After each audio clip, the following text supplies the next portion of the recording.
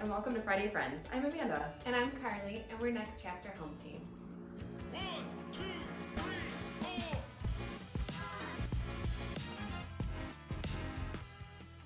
Today, our Friday friend is Amy Brentlinger from Capital Home Loans.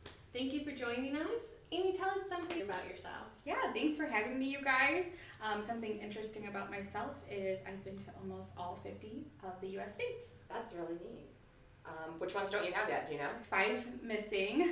We have Alaska, Hawaii, North Dakota, Louisiana, and Washington State. So today we're going to talk about some challenges for millennials or new buyers that we're seeing and ways to overcome them today. So what are some challenges that you're hearing and seeing from your buyers? Sure. So just for the millennial generation as first-time home buyers, some challenges, we have 5. The first one is saving for a down payment. Second is low financial literacy. And then 3, low housing supply. Number 4, a rising environment of interest rates. And then lastly, number 5 is rising home prices. So Amy, let's talk a little bit more about these challenges and how our buyers can overcome these. Absolutely. So the first challenge that I see with first-time homebuyers, and again, first-time homebuyers is anyone who hasn't owned a home in the last 3 years. So it's not necessarily the people who are looking to purchase for the first time, but a lot of the millennial generation is looking to purchase their first home. So saving for a down payment is the number one challenge I see. A lot of to do with that in the environment we're in today is rising rent rates. They're taking on more debt. It could be student loan debt. Also, they just don't know where to get started. So having a lender able to get you on a savings plan where you're putting an X amount into a savings account each month is the number one goal we see. There's also other ways that you can receive a down payment, like gift funds and such. What do you guys commonly see with first-time home buyers? I've had a number who have done gift funds from like parents or someone helping them with down payments. I recently had a young buyer who just was very meticulous with saving a portion of every check, and he was able to buy his first home. This idea of a savings plan, and I think it goes back to, when does the buyer start looking at buying a house and what are the first steps? Do we talk to a realtor first? Do we talk to the lender first? And I think, well, what are we working with? If you start, hey, my lease is up in a month, that's probably not the best time to be like, Sure. Oh, I got, 30 days to save for a down payment. I need a down payment. Oh, I need, closing costs, and they start to get flustered. So if you're thinking about buying, get in touch with a lender. Absolutely. I always say the first meeting for a first-time home buyer, if they are starting from step 1, fresh, before the pre-approval, I say 6 months to a year is kind of the traditional turnaround time for that. Whether you're in front of an agent at the same time, we work very closely relationship-wise. I think that's really important for a first-time home buyer to have 2 people working towards that goal. First-time home buyers, the national average is 6% down. You can go as low as 3% with a conventional product. There's so many options that are available. It's not that my dad or my grandpa said I need 20% down. That's just not feasible for a lot of people who are getting started in today's market. On the rising home prices, buying a $200,000 house, 20% of that is like, whoa, even professionals and second-time home buyers might struggle to do that. Let's talk a little bit about the challenge of rising home prices. Absolutely. So in the environment we're in, we had 2 years, right, of lower interest rates and housing prices that are inflating to normalcy. Right. But that doesn't mean it doesn't come as a challenge for those first-time home buyers looking to save for a down payment of X amount or just expectations of what it really costs to purchase a home in whatever area they're looking at. What do you guys see in terms of expectations with first-time home buyers and, what is your conversation with pricing and where to go from there? They have questions. It definitely has become a challenge. First-time home buyers, you could find a real nice house at $130, $150. Now your first house is going to be around $180, $200, and so you need more for a down payment. And we just need to come up with different options and talk through the numbers and your expectations too. What is the first house going to be like? What's the condition of the house? What are you going to have to do versus maybe what you had to do before? And I think that gets into some other things about the generation and expectations, and setting those and understanding at the beginning, this is your down payment, these are the prices, here's how we work with those is vital to success for them.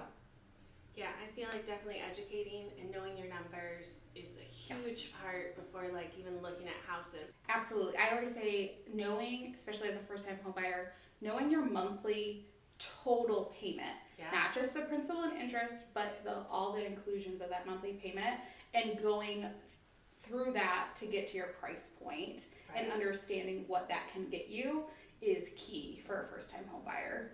And I know in the past when I've had clients that have worked with you and we were looking at a specific house, they would send you the information and you look at the taxes because that adjusts how much their monthly payments would be. And you take those into consideration and you could give them an estimate of what their full monthly payments would be with all that involved. Absolutely. For a first-time home buyer, that education piece really needs to be there for a lender.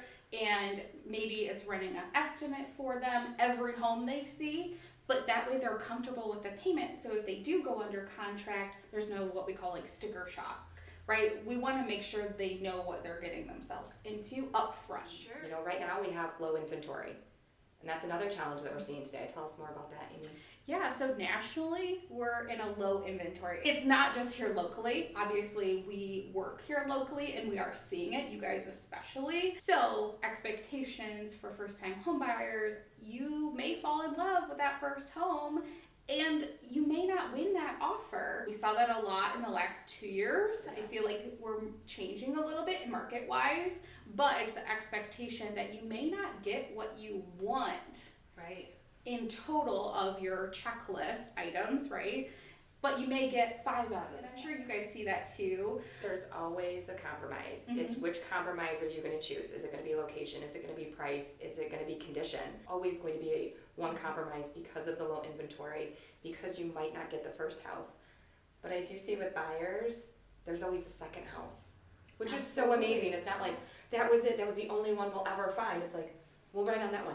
Oh, no, we didn't get, oh, that, we like that one, we'll write on that Right. one. And sometimes you like it better. And sometimes you do. And to go along with fees and prices and stuff, you hear a lot about interest rates right now and the rising of the interest rates and the environment of them. Can you talk a little bit about that? Absolutely. So a challenge the first-time home buyers have is we were in 2 years of what we would call very low interest rates.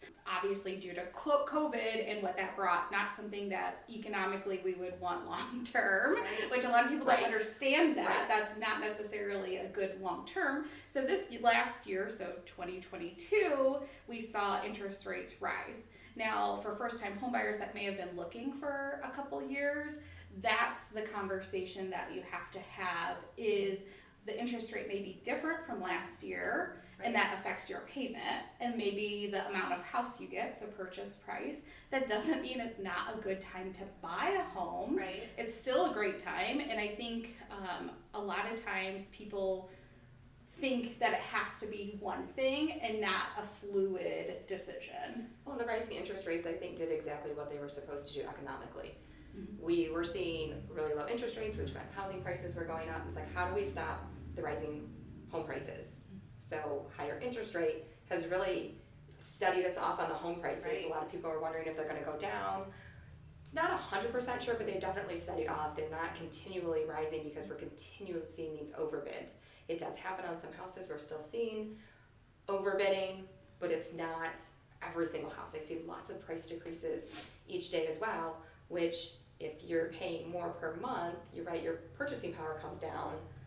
So we have to take into account, and hopefully those are starting to balance each other a little bit more, but I think that goes into the financial literacy piece, understanding finances and understanding numbers to know what's appropriate. You were talking a little bit about the interest rates. These are more normal interest rates now. Absolutely. Historically low. Everyone keeps saying they're historically low because they are. They still are. It's a great time to buy. I found that first time home buyers are actually having a better chance and a better time looking now versus Yes. 6 months to a year ago. They're having more luck going under contract and feeling comfortable with getting that home that they're really looking at. Financial literacy, especially for the millennial generation and below, is something that in the school systems just really wasn't a thing. Right. We are seeing some more of that, but nationally they say education is really important.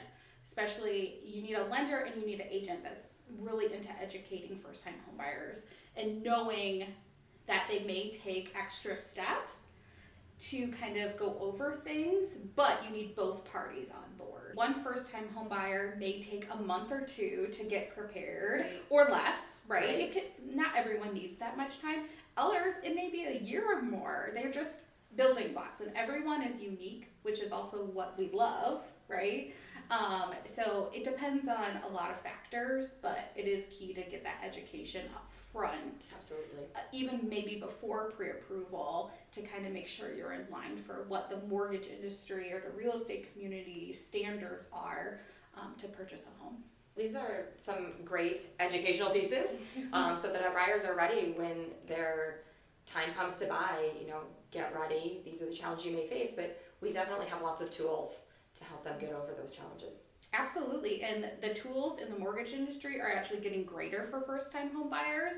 So I think we'll see more products, more programs develop as the year goes on next year, and hopefully we can get some first-time home buyers in some new homes.